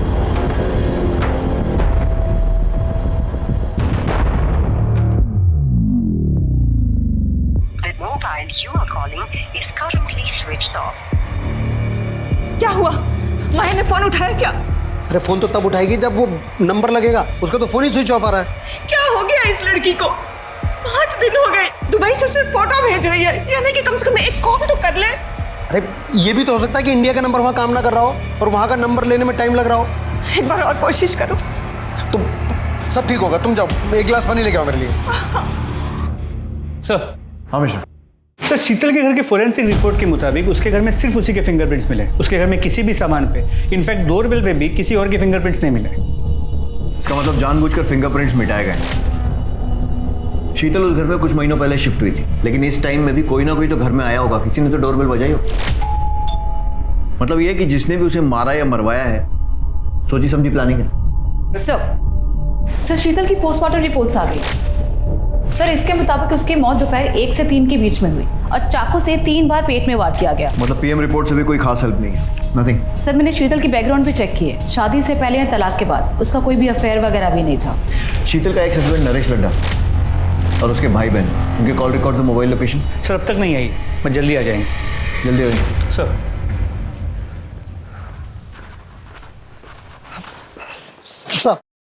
साहब हमारा नाम वीरेंद्र शर्मा, ये हमारी पत्नी उर्मिला शर्मा सर। सर हम मेरठ से आए सर। सर हमारी बेटी माया शर्मा यहाँ दिल्ली में इस एरिया में रहती है सर। वो पिछले 1 हफ्ते से मिसिंग है सर, और अब तो फोन भी उसका ऑफ आ रहा है सर। घबराइए मत। सिंह सर, इनकी कंप्लेंट लिखो, लड़की की पूरी डिटेल्स लो और ऐसा ईराना से बोलना जैसे आए तो फॉलो अप करें। Okay sir. मेरी बेटी को ढूंढ दीजिए। आप फिक्र मत कीजिए, आप अपनी कंप्लेंट लिखवाइए, हम जल्द से जल्द उसे ढूंढने की कोशिश करें। सर ये नरेश और उसके भाई बहन तीनों बहुत कमीने हैं, और मैं बात दावे से कह सकता हूँ कि शीतल के मर्डर में इन्हीं तीनों का हाथ है। क्योंकि सर जिस दिन हम लोग केस जीते थे और नरेश को शीतल को घर गाड़ी बंगला सब देना पड़ा था, उस दिन नरेश ने शीतल को मेरे सामने ही धमकी दी। ये पैसा तुझे कभी हजम नहीं होगा, छोड़ूंगा नहीं तुझे, मैं नहीं छोड़ूंगा मैं। लेकिन नरेश का तो कहना है कि डिवोर्स उसने नहीं बल्कि शीतल ने मांगा था। हाँ सर, मांगा था, क्योंकि इन तीनों भाई बहन ने मिलकर शीतल का जीना हराम कर रखा था। सर उसे इतना मजबूर कर दिया, क्या करती बेचारी वो। वकील उसे फैमिली कोर्ट में पति पत्नी के झगड़े सुनते आ रहा हूँ, मगर शीतल के केस को सुनकर मेरी भी रूह कांप गई थी। शादी होते ही नरेश ने सभी नौकरों को काम से निकाल दी। इतने बड़े घर का झाड़ू पोछा, साफ सफाई, खाना बनाना सब अकेली मैं ही करती थी। पर इतना भी काफी नहीं है उसके लिए। रोज मुझे परेशान करने के नए नए तरीके निकाल लेता है। और फिर एक दिन, ये क्या है? दाल है या पानी है? ये एक तो रोज रोज ये घास फूस खा के ना बोर हो चुका हूँ। अरे कुछ और नहीं बना सकते क्या? चिकन मटन कुछ? भाभी ये रोटी भी कच्ची है। मायके से तुम कुछ सीख के नहीं आई हो क्या? माँ ने कुछ सिखाया नहीं तुम्हें? क्यों मैं खाना ठीक नहीं बना रही हूँ क्या? ये बनाया तुमने खाना? हाँ? और सब्जी खाने में क्या प्रॉब्लम है? जरूरी है अपने स्वाद के लिए किसी की जान ली जाए? आपको मेरे हाथ का खाना अच्छा नहीं लग रहा था तो आप मुझे अकेले में बोल देते। इसे अपने भाई बहन के सामने मेरी बेइज्जती करने की क्या जरूरत थी? क्या बकवास कर रही हो? क्या मतलब भाई बहन? मैं सही तो बोल रही हूँ। आप तीनों भाई बहन जब देखो मुझे नीचा दिखाने की कोशिश करते हो, मेरी बेइज्जती करते रहते हो। चुप कर, आइंदा जबान लड़ाई ना, जबान खींच लूंगा मैं। निकल।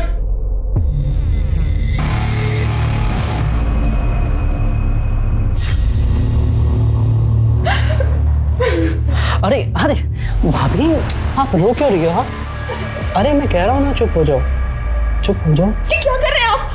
हाथ हटाइए। अरे हाथ हटाओ? अरे मैं तो हाथ हटा दूंगा भाभी, पर भैया शाम को जिसको ला रहे हैं आपसे मिलाने, उसका हाथ कैसे हटाओगे? क्या नरेश, तुम अपना काम निकलवाने के लिए मुझे किसी ऑफिसर के साथ सोने के लिए बोल रहे हो? नरेश बीवी हूं मैं तुम्हारी। चिल्ला मत। तुझे क्या लगा रे, मुझ जैसे बिल्डर ने तुझ जैसे गरीब से शादी प्यार में पागल होकर की है? तेरे पास ये शक्ल ये फिगर नहीं होती ना, तुझ जैसे को मैं घास भी नहीं डालता। अच्छा चल ठीक है, सुन ज़्यादा नाटक मत कर, जल्दी से तैयार हो जा। और सिर्फ आज याद रखना, तुझे उसे सिर्फ खुश करना है ताकि वो 50 करोड़ का कॉन्ट्रैक्ट मुझे दे दे, और कुछ नहीं, समझिए? सिंपल है। नहीं, मैं ऐसा कुछ भी नहीं करने वाली। क्या बोली तुम? क्या बोली? भैया क्या कर रहे हो? क्या चाहते हो? ऑफिसर का मूड खराब हो जाए इसकी सूजी हुई शक्ल को देख के, और कॉन्ट्रैक्ट हमारे हाथ से निकल जाए? समझा इसको, जल्दी से तैयार हो जाए, नहीं तो जान से जाएगी।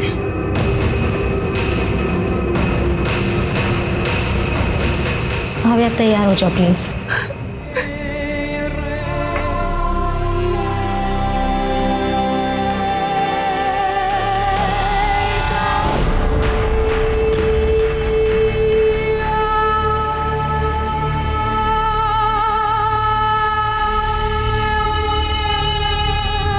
Yes, I hope you enjoyed the evening. अरे तू तो मेरी सोने की मुर्गी निकली। देखना ये मुर्गी हमें 1 नंबर बनाएगी, 1 नंबर। एक भी कॉन्ट्रैक्ट मैं किसी और के हाथ लगने नहीं दूंगा। जब तक तू है तब तक हम हैं। नरेश रोज रोज नए नए आदमियों को पकड़ के ले आता है। पति नहीं दलाल बन चुका है वो। मैंने समझाने की कितनी कोशिश की पर सुनने को तैयार ही नहीं। फिर मैंने सोचा कि अगर हमें बच्चा हो जाए तो शायद वो बदल जाए। क्या बच्चा?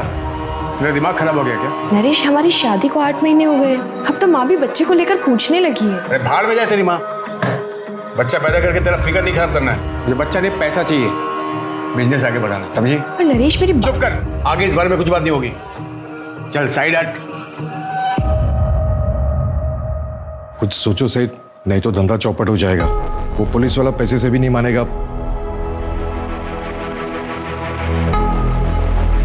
ठीक है, मैं कुछ करता हूँ। सुन, एक पुलिस वाले ने नाक पे दम कर रखा है, तुझे उसे खुश करना होगा। मैं ये सब और नहीं करूंगी, और अगर तुमने मेरे साथ जबरदस्ती करने की कोशिश की तो मैं पुलिस के पास चली जाऊंगी। क्या बोली?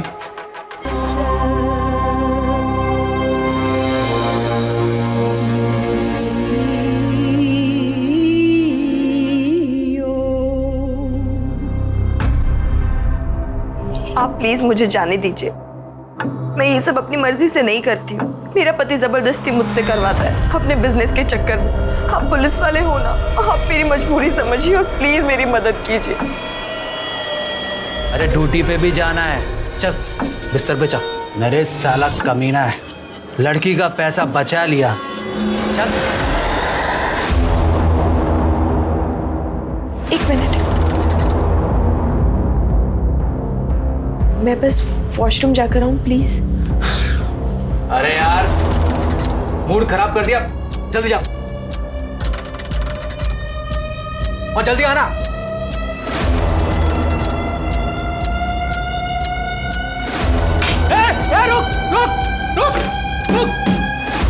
शीतल ने उस पुलिस वाले के साथ की बातचीत की रिकॉर्डिंग कर ली थी और घर जाकर के नरेश को सुना दिया, जिसमें पुलिस वाला खुद मान रहा था कि नरेश शीतल को मजबूर करता था दूसरों के साथ सोने के लिए।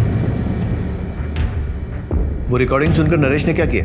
दरअसल उस शाम शीतल का बर्थडे था, तो इन तीनों भाई बहन ने मिलकर उसे सरप्राइज पार्टी दिया। वो लोग उसे इमोशनल यूज करके वो रिकॉर्डिंग डिलीट करवाना चाहते थे, मगर शीतल ने साफ साफ कह दिया कि उसे डिवोर्स चाहिए। वो रिकॉर्डिंग अभी कहाँ है? नरेश के पास। वो इसी शर्त पर डिवोर्स के लिए तैयार हुआ था कि शीतल रिकॉर्डिंग उसे वापस कर देगी और उसकी जितनी भी कॉपियां हैं वो सब डिलीट कर देगी। और अगर देखा जाए तो इस हिसाब से नरेश के खिलाफ कोई भी सबूत नहीं मिलता। उस पुलिस वाले का नाम क्या था?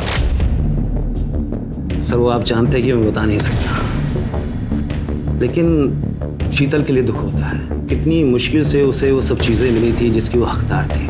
सर उसके कातिल को प्लीज़ छोड़िएगा मत। पुलिस के सामने शीतल की दो छवियां आई, लेकिन दोनों एक दूसरे से विपरीत थी। पहली गुस्सैल, बदतमीज, मौका परस्त जो लाड़ा परिवार ने बताई। दूसरी एक मजबूर, असहाय, पीड़ित औरत की, जिससे उसका अपना पति अपने फायदे के लिए जिस्म फरोशी करवा रहा था। आखिर शीतल का असली किरदार क्या था, क्योंकि उसे समझे बिना इस केस को समझ पाना बहुत मुश्किल था। सर लट्टा फैमिली का बैकग्राउंड चेक किया, पता चला काफ़ी टेढ़े लोग, कंस्ट्रक्शन बिजनेस में है तो काफ़ी ऊपर तक कॉन्टैक्ट्स, कॉल रिकॉर्ड्स में गुंडे, हिस्ट्री शीटर्स, इन सब के नंबर्स, और इनके खिलाफ धोखाधड़ी के केसेस भी रजिस्टर्ड है। मोबाइल लोकेशन चेक की? जी सर, लेकिन 10 तारीख को इनमें से किसी की भी मोबाइल की लोकेशन शीतल के घर के आसपास की नहीं। मिश्रा, ये लड्डा नामी बिल्डर है, तो पॉसिबल है कि ये काम इसने किया नहीं, करवाया हो। इसके लिए इसमें जितने भी गुंडे और हिस्ट्री शीटर है ना, उनको राउंड अप करते हैं, वो बताएंगे कुछ। इंस्पेक्टर, आप प्लीज उस घटिया औरत के लिए हमें परेशान मत कीजिए। उसे हमने नहीं, उसी के किसी यार ने मारा होगा, जिसके लिए उसने मुझसे डिवोर्स लिया था। वो एक नंबर की झूठी, मक्कार और कैरेक्टरलेस औरत थी। वैसे हमारी इंक्वायरी में आपका कैरेक्टर भी कुछ ऐसे ही आ रहा है, और अगर वो इतनी बुरी थी तो फिर घर, गाड़ी, पैसा ये सब देकर सेटलमेंट क्यों करना पड़ा? कोर्ट में प्रूव क्यों नहीं कर पाए? एक्चुअली वो मुझे ब्लैकमेल कर रही थी, एक ऐसी चीज़ को लेकर जिसे मैं कभी बाहर नहीं आने दे सकता था। और वो चीज़ उस पुलिस वाले की रिकॉर्डिंग थी जिसके साथ सोने के लिए आपने उसे भेजा था। किस रिकॉर्डिंग की बात कर रहे हैं आप? मैं तो ये फोटो की बात कर रहा हूँ। पता नहीं ये फोटो शीतल के पास कैसे आई और उसने अपने वकील को दे दिया। कहाँ से आई मतलब? आपका कहने का मतलब है कि फोटो फेक है? Did I say that? No, did I say that? Fake है। हाँ ये सच है कि मैं इस लड़की के साथ सोया था, लेकिन ये फोटो किसने कब खींची और शीतल के पास कैसे आई मुझे नहीं पता। कौन है लड़की? I don't know. मैं एक कॉन्फ्रेंस मीटिंग में गया था, उसके बाद वो लड़की मुझे मिली और वहीं थोड़ी बहुत कुछ बातचीत हुई। उसके बाद उसने मुझे रूम में इन्वाइट किया।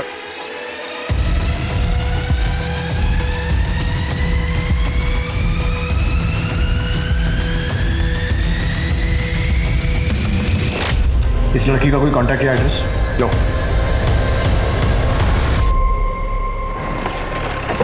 नरेश की बातों से एक अलग ही एंगल है। मतलब शीतल का वकील उसे जितना शरीफ बताने की कोशिश कर रहा है, शायद वो ऐसी है नहीं। मिश्रा, पता करो फोटो में वो लड़की कौन है, वो फोटो खींची किसने है और शीतल के पास वो फोटो किसने भेजी है, ठीक उस वक्त जब डिवोर्स की प्रोसीडिंग चल रही थी। सर 2 दिन हो गए कंप्लेन कराए हुए सर। सर हमारी बेटी अभी तक मिसिंग है सर। आपका केस तो ऐसा ही राणा देख रहा है। राणा कहाँ है? सर राणा साहब तो केस के सिलसिले में बाहर गए। आइए आप मेरे साथ, संभल के। एक मिनट दिखाइए।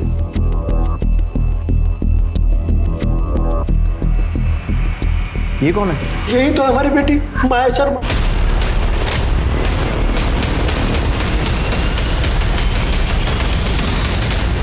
सर हमारी बेटी माया 7 तारीख को नई दिल्ली से दुबई गई थी नौकरी ज्वाइन करने के लिए। ये देखिए साहब, दुबई से फोटो भेजती है पर कॉल करते हैं तो उठाती नहीं है, कॉल बैक भी नहीं करती है। सर शुरू में तो 1-2 दिन हमने इंतजार किया कि फ़ोन करेगी, पर बाद में तो उसका फ़ोन भी स्विच ऑफ हो गया। फिर हम लोग मेरठ पुलिस के पास गए, उनसे कहा तो उन्होंने कहा कि हाँ आप लोग दिल्ली जाइए, क्योंकि वो माया दिल्ली में ही रहती थी। माया दिल्ली में क्या कर रही थी? सर मार्केटिंग में नौकरी करती थी सर। सब कुछ अच्छा खासा चल रहा था। उसने रहने के लिए घर ले लिया था और खर्चे के लिए हमें पैसे भेजती थी। मम्मी वो मैंने पैसे भिजवाए थे, आपने चेक किए ना? फिर अचानक 7 तारीख को उसका SMS आया कि वो उसने नौकरी छोड़ दी है, उसको दुबई में नई नौकरी मिली और इसलिए वो वहाँ जा रही है। जाने से पहले हमसे मिलकर भी नहीं गई। यहाँ पर किस कंपनी में जॉब करती थी? सर ये तो कभी मैंने उससे नहीं पूछा। ठीक है, अभी आप जा सकते हैं। मिश्रा, माया के पिछले 2 महीने के कॉल रिकॉर्ड्स, मोबाइल लोकेशन और जितनी भी जानकारी मिल सकती है निकालो। उसका social media account, email ID सब कुछ ढूंढो और अच्छे से छानबीन करो। सर नरेश के कॉल रिकॉर्ड में जिन गुंडों के नंबर थे उन्हें लेकर आए। साहब हम गुंडे नहीं, मजदूर लोग हैं साहब, छोटा मोटा काम कर लेते पेट पालने के लिए साहब। और नरेश लड्डा के हिस्से की मार खाना भी तुम्हारे छोटे मोटे काम में आता है? देख सोच कर जवाब देना। ये भी मजबूर है। जब इसके हाथ में खुजली होती है ना तो 2-4 की हड्डियां तोड़ने के बाद ही ठीक होती है। सोच लो। साहब हम लोग नरेश सेठ के लिए काम करते हैं। क्या काम? डराना धमकाना, घर खाली करवाने जैसे काम सब। बस इतना ही? सोच के बताना। साहब वो अपने लिए हमसे लड़की मंगवाता है साहब। उसको भी लेकर आए थे? नहीं साहब, हमने तो इसे कभी देखा भी नहीं। शीतल लड्डा अच्छी है, पसंद है? चल साहब। नहीं साहब, मेरा मतलब सेठ की बीवी है। क्यों मारा उसे? सेठ के कहने पर? नहीं साहब, हमने नहीं मारा। साहब हम लोग क्यों मारेंगे उसको साहब? तुमने नहीं मारा तो किसने मारा? अब हमें क्या पता किसने मारा साहब, हमारा तो उससे कोई वास्ता भी नहीं। वास्ता भी निकलेगा। मिश्रा मिटा ले खुजली, तब तक तोड़ना जब तक सच नहीं बोलते।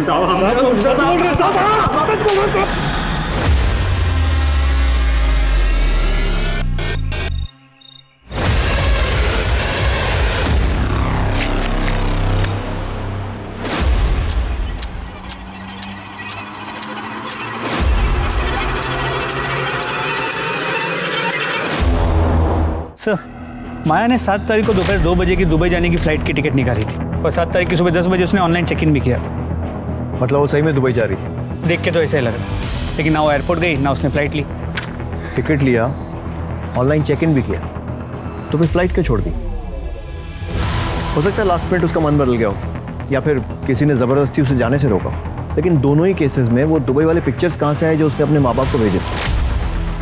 सर हमने पता किया, वो पिक्चर्स इंटरनेट से निकाले गए और उसके माँ बाप को इसलिए भेजा गया ताकि उन्हें यकीन हो कि माया दुबई में है। सारे पुलिस स्टेशन में माया की डिटेल्स भेजी? जी sir. Excuse me. Hello, PSA Mishra बोल रहा हूँ। ठीक है सर, फरीदाबाद के पास के जंगल में एक माया से मिलती जुलती बॉडी मिली। बॉडी काफ़ी सड़ चुकी है तो आइडेंटिफाई करवाना होगा। माया के पेरेंट्स को बुलाओ, शिनाख्त। सर हाथ में टैटू है जिससे शायद पहचान हो सके। मेरे बच्चे। मम्मी देखो मैंने टैटू बनाया है। अरे ये क्या नाक चनाक बना लिया है, कितने सुंदर हाथ थे तेरे। मम्मी आजकल का फैशन है, रहने तो आप समझोगे ही नहीं। कहाँ समझ पाएगी तू, ऐसे हमें छोड़कर चली जाएगी।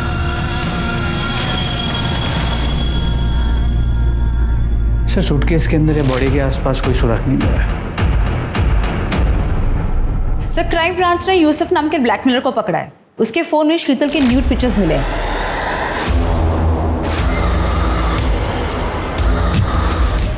सर ये फोटो मुझे प्रतिम ने सेंड किया था सर।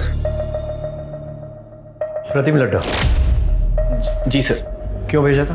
सर वो मैं online sex chat video racket चलाता हूँ सर, वहाँ मेरी एक लड़की को ये प्रतिम मिला था सर। सर जब हमने इसकी इंक्वायरी निकाली तो पता चला ये बहुत बड़ा आसामी सर, तो हमने इसे अपने जाल में फंसाया सर और इसको हमने ब्लैकमेल करना शुरू किया सर। फिर सर ये हमारा ATM बन गया था सर। सर मैं यूसुफ को रेगुलरली पैसे दे रहा था, एक बार पैसे नहीं दे पाया तो उसने बोला कि घर में किसी फीमेल की न्यूड पिक्चर सेंड करना, तो इसलिए मैंने एक बार शीतल भाभी की फ़ोटो खींची चुपके से। वो गमछा मैं जानबूझकर अपने साथ ले गया। मुझे लगा अगर भाभी ने मुझे देख लिया तो उनको लगे कि रघु था। एक ही फोटो भेजी थी और भी भेजी थी? सर एक और भेजी थी। अब जो पूछ रहा हूं ना उसका बिना पिटे सच सच जवाब देना। नरेश अपने बिजनेस के लिए और कॉन्ट्रैक्ट के लिए शीतल को दूसरे मर्दों के साथ सोने के लिए मजबूर करता था? शीतल भाभी अच्छी बहू थी, पर नरेश भाई ने कभी उनकी कदर नहीं करी। अपने फायदे के लिए उन्हें कितने लोगों के साथ सोने के लिए मजबूर करते थे। हमें पता था सर ये गलत है, पर उनकी हाँ में हाँ मिलानी पड़ती थी क्योंकि हम उन पे फाइनेंशियली डिपेंडेंट थे। मिश्रा, शीतल जैसी सीधी सादी लड़की बेचारी इस नरेश लड्डा जैसे घटिया आदमी के चंगुल में फंस गई और वो कमीना अभी भी खुला घूम रहा है। इसके ऊपर प्रोस्टिट्यूशन का केस बनाओ। इस नरेश लड्डा को इसके किए की सजा मिलनी चाहिए। जी सर। शीतल के केस में तो हम आगे बढ़ रहे हैं, प्रोग्रेस भी हो रही है, लेकिन माया के केस में ना तो कोई ढंग का सस्पेक्ट मिल रहा है और ना ही कोई मोटिव मिल रहा है। सर क्या ये हो सकता है कि ये दोनों केसेस कनेक्टेड हो सकता है? सर माया का फोन 9 तारीख को स्विच ऑफ हुआ। माया के कॉल रिकॉर्ड्स में 2 नंबर में, एक किसी अनिल नाम की फोटोग्राफर का है जिसकी पुरानी दिल्ली में फोटो स्टूडियो, और दूसरा नंबर फेक आईडी पे लिया गया जिसके साथ माया की अक्सर लंबी बातें हुआ करती। और सर वो नंबर 9 तारीख से स्विच ऑफ, अब तक ऑन नहीं हुआ है। सर माया ने अपने कार्ड से 6 मार्च को एरोसिटी में एक होटल भी बुक किया था और सर उसने अपने लैंडलॉर्ड को पूरे रेंट के पैसे देके वो रूम छोड़ दिया था, पर उसके लैंडलॉर्ड को उसके दुबई जाने की बात बिल्कुल पता नहीं थी। मतलब उसने दुबई का टिकट बुक कराया था, अपना रूम छोड़ा था, लेकिन शायद वो दुबई गई नहीं। जी सर।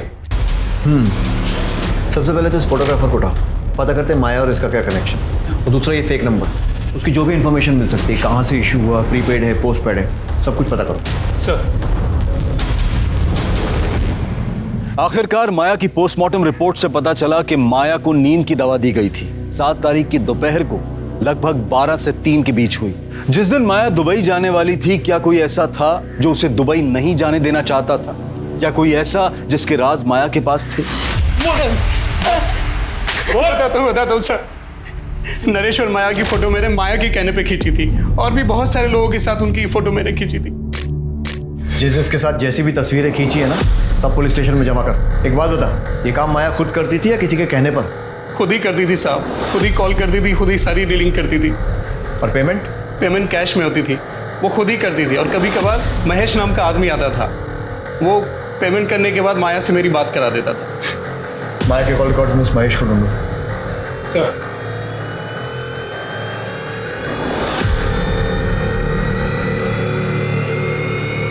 सर महेश का पता चल गया। उठा लो उसे। साहब मैं सच बोल रहा हूँ। माया मैडम जो बोलती है मैं वो करता हूँ। वो अक्सर लोगों को लिफाफे पैकेट देने के लिए बोलती थी। मुझे लगा कि अनिल भी इनका आदमी होगा। अब वो कौन है, क्यों है, क्या है, मैं ये सब उनसे नहीं पूछ सकता ना। तू तो कुत्ते जैसा वफादार आदमी है ना। देख, माया का मर्डर हो गया है, अब भी अगर मुंह नहीं खोलेगा ना तो लंबा अंदर जाएगा तू। तेरे फोन रिकॉर्ड्स, कॉल लोकेशन सब निकाल लिए हमने, जिससे क्लियर है कि 6 तारीख को तू माया के होटल गया था और बाद में भी होटल के आसपास ही था, और अगले दिन होटल से एयरपोर्ट की तरफ भी गया था जब माया दुबई जाने के लिए एयरपोर्ट निकली थी। साहब मुझे क्यों फंसा रहे हो? मैं तो जो साहब बोलते थे वो करता था। तो मैं भी तो वही पूछ रहा हूँ ना, क्या किया तूने? 6 मार्च की शाम को माया मैडम को होटल पर ड्रॉप किया था। तो जब माया को ड्रॉप किया था वो अकेली थी? हाँ सर। उसके साथ कोई सामान वगैरह था? नहीं साहब, खाली हाथ में पर्स था बस। फिर मैंने शाम को साहब को होटल ड्रॉप किया और गाड़ी वहीं छोड़ के अपने एक दोस्त के पास रहने चला गया।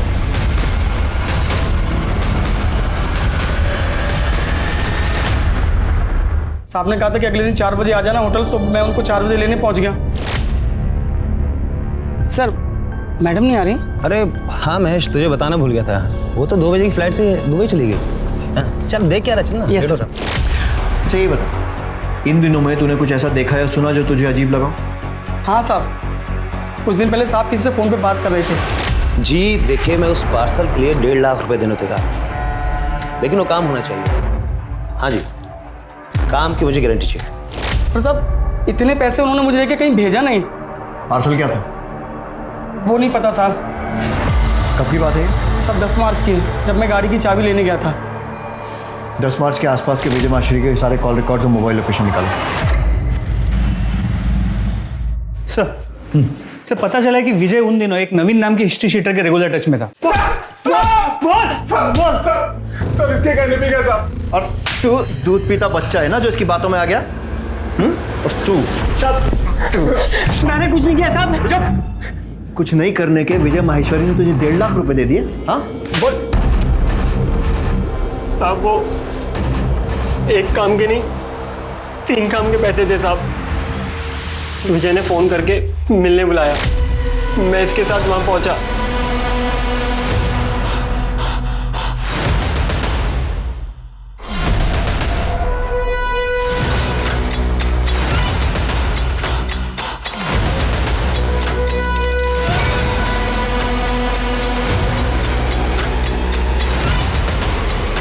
हमने चलती गाड़ी में उसका गला दबाकर उसे मार दिया और थोड़े आगे जाकर सूटकेस को जंगल में फेंक दिया। तो पहला हुआ माया का मर्डर, दूसरा उसकी बॉडी को ठिकाने लगाना, तीसरा बताओ। तीसरा शीतल का मर्डर।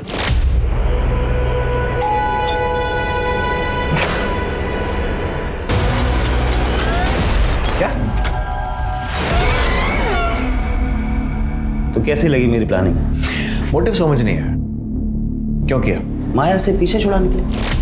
दरअसल क्या होता है कि जो ये डिवोर्स केस होता है ना, इसमें हम लोग क्लाइंट को ज़्यादा एलिमनी दिलाने के लिए उन्हें नंबर 2 के तरीके से करते हैं, उन्हें कन्विंस करते हैं। उसके बाद इन सब नंबर 2 के तरीकों से ही तो पैसे मिलते हैं ज़्यादा, वरना आप भी जानते हैं कि डिवोर्स के केस में कहाँ इतने पैसे मिलते हैं। और माया वो अपनी मर्जी से काम करती है? अरे नहीं साहब, इतनी आसानी से कौन तैयार होता है। बोला मैंने कि ये सब करने में परेशानी क्या है, किसी के साथ सोना थोड़ी है। उसको ब्रेन वॉश किया, समझाया उसको, तब जाके मानी। और हाँ, शादी की झांसा भी दी। लेकिन उसके बाद एक दिन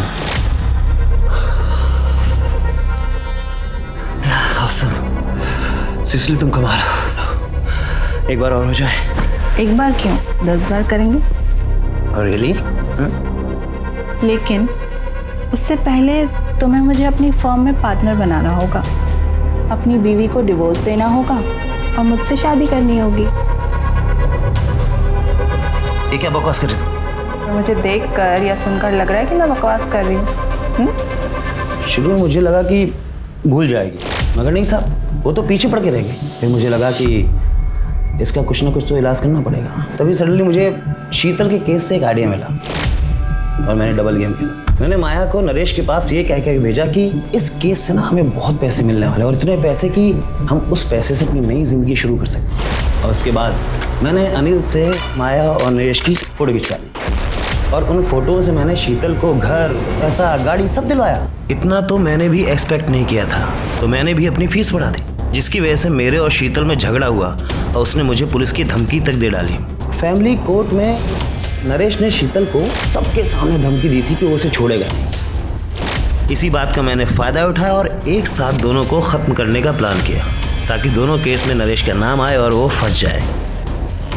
तो मैंने माया की 7 तारीख की दुबई की फ़्लाइट बुक की, उसका ऑनलाइन बोर्डिंग पास निकाला, ताकि आप लोग जब छानबीन करें तो आप लोगों को माया के दुबई जाने वाली बात सच लगे। अगले दिन होटल से निकलते वक्त मैंने उसकी कॉफ़ी के कप में नींद की गोलियाँ डाल दी।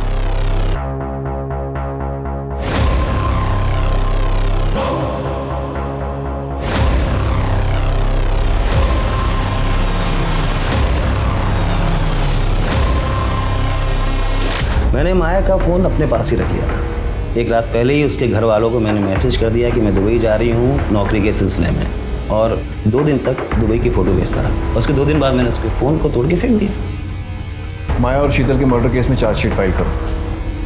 और ध्यान रहे कि फांसी नहीं तो कम से कम उम्र कैद तो होनी चाहिए। इंस्पेक्टर, आप भूल रहे हैं कि मैं एक वकील हूं। मैं कोई ना कोई दंड फंद लगा करके बाहर निकल जाऊंगा। ये केस इंसान की हैवानियत का एक जीता जागता उदाहरण है। शीतल एक सीधी सादी जिंदगी चाहती थी, जबकि नरेश, विजय और माया ने पैसे के लालच में गलत रास्ता चुना। अब मैं अनूप सोनी आपसे विदा लेता हूं। फिर मुलाकात होगी क्राइम पेट्रोल सतर्क में एक और नए केस के साथ। तब तक अपना और अपने परिवार का ख्याल रखें, सतर्क रहें, सुरक्षित रहें और देखते रहें क्राइम पेट्रोल सतर्क। जय हिंद। इस तरह के और भी एपिसोड देखने के लिए हमारे चैनल को सब्सक्राइब करें और बेल आइकन दबाना ना भूलें।